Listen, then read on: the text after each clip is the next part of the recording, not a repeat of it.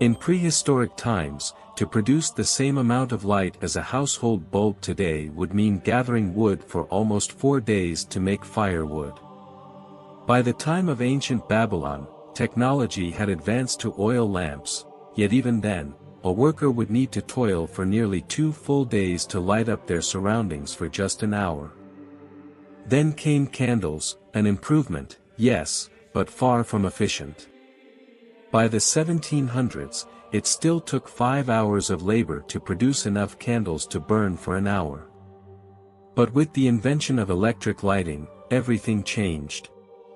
Suddenly, what used to take hours of hard work now required only minutes. And today, less than a second's worth of effort can light a bulb for an hour. This shift in lighting tells the story of economic progress itself. As technology advanced, so did productivity. People earned more in an hour, freeing them up for other pursuits and changing the very structure of society.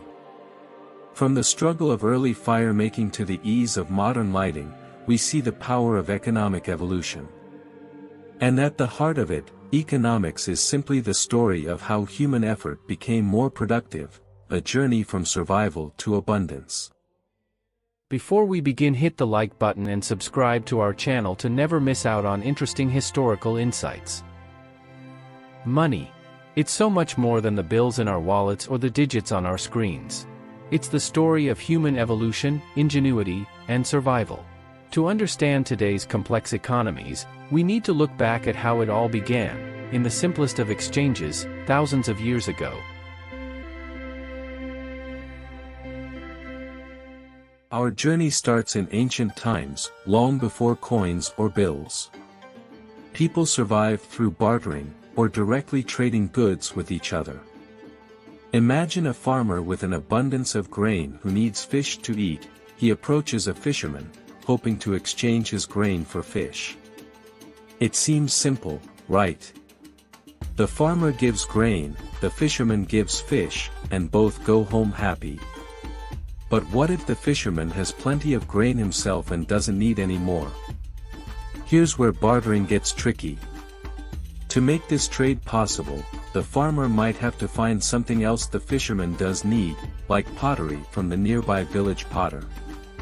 So the farmer trades his grain with the potter to obtain a set of clay bowls, which he then offers to the fisherman. Now the fisherman, happy with his new bowls, hands over the fish. And finally all parties got what they needed. While bartering could work well in small communities, it was incredibly time-consuming. Imagine going through all that, just to prepare a meal. This issue was known as the double coincidence of wants. Both parties needed to want what the other had to offer for the exchange to succeed. As societies grew and needs became more complex, it became clear that bartering alone couldn't sustain a large, interconnected economy. So what was the next step in the evolution of economy? Around 3000 BCE, ancient civilizations found creative solutions. In Mesopotamia, cows were commonly used as a store of value, hence the term pecuniary, which comes from pecus, Latin for cattle. Elsewhere, certain shells in West Africa and China held value due to their rarity and beauty. These items could be traded consistently, creating an early form of currency. In 600 BCE, King Aliats of Lydia introduced the world's first coins. They were made from electrum, a naturally occurring alloy of gold and silver, stamped with images to signify authenticity. Coins were durable, portable, and easy to count, a revolutionary improvement over bartering in commodity money. Lydian coins represented a fixed value, making transactions smoother. Today, the equivalent would be our minted coins and bills, each holding a specific value set by central authorities. The ancient Greeks refined these practices. The Athenian drachma, made of silver, was widely circulated and became a symbol of Athenian power. The Romans took it further by introducing the denarius around 211 BCE, a silver coin that would become standard across their empire, enhancing trade and unifying their economy. During the Punic Wars, Rome faced a silver shortage and debased their coins by mixing silver with cheaper metals. This debasement caused inflation, a phenomenon still common today when governments overprint money or reduce the precious metal content in their currency. At its height, one denarius could buy a soldier a full day's wages. Today, the average daily wage in the US is around $150. Imagine trying to get by on just one silver coin. By the 9th century, China was pioneering paper money, known as jiaozi. The Tang and Song dynasties needed an alternative to carrying cumbersome metal coins, especially for trade along the Silk Road. This early paper currency could be exchanged at banks, an early form of deposit banking. In Europe, however, coins were still king. As trade expanded, medieval merchants needed a way to secure large sums across distances. Enter the Medici family in 15th century Florence. They invented modern banking practices, from letters of credit to promissory notes, that allowed merchants to deposit and withdraw funds from different cities, a game-changer for long-distance trade. Cosimo de' Medici, the powerful head of the Medici family, transformed Florence into a financial powerhouse and laid the groundwork for the Renaissance, shaping modern banking practices still in use today. Back then, Medici letters of credit functioned like today's bank transfers, allowing the safe movement of wealth. Today, nearly 50 million electronic transactions occur daily in the US alone, the same concept but with a digital twist. In the 17th and 18th centuries, European powers like Spain, Britain, and France explored new lands in search of precious metals. Gold and silver flowed back to Europe, fueling mercantilism. Nations stockpiled metals to back their currency, birthing the gold standard, where each bill could be exchanged for a specific amount of gold. Imagine being able to swap a $20 bill for a small piece of gold. In the US, this system was the law until 1971, when the country finally abandoned the gold standard, making dollars valuable based on government assurance, not physical gold. Sir Isaac Newton, as Master of the Royal Mint in 1699, stabilized British currency by regulating the gold content in coins, shaping Britain's economy for centuries.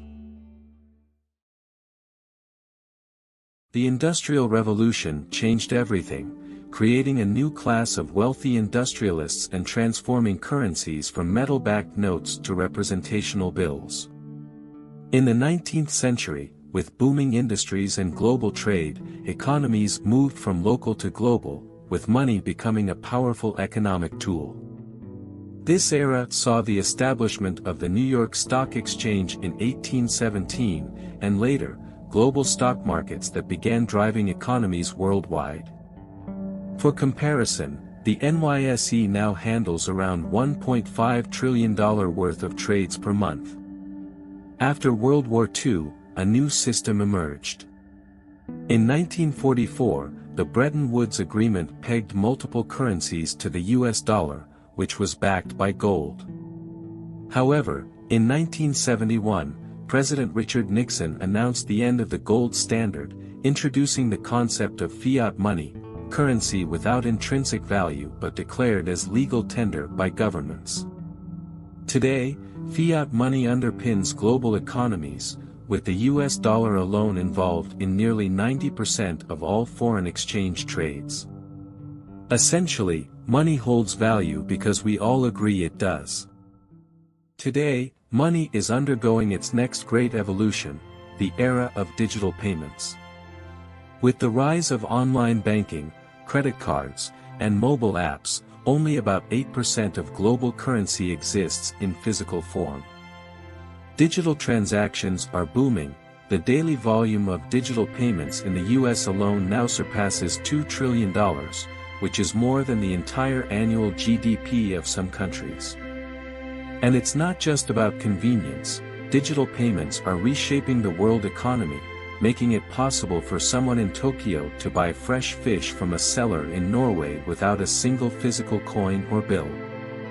It's a financial revolution driven by speed and access, where every click and tap moves money faster than ever before. From trading grains for fish to seamlessly buying goods across oceans, our concept of money has come a long way.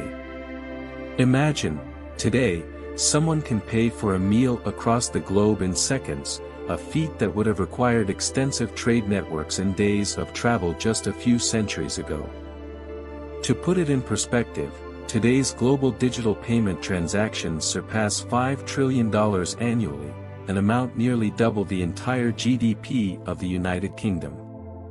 And as we look at how far we've come, from livestock as currency to a world where cash is barely needed, the journey of money mirrors our journey as humans, evolving, innovating, and ever seeking the next horizon.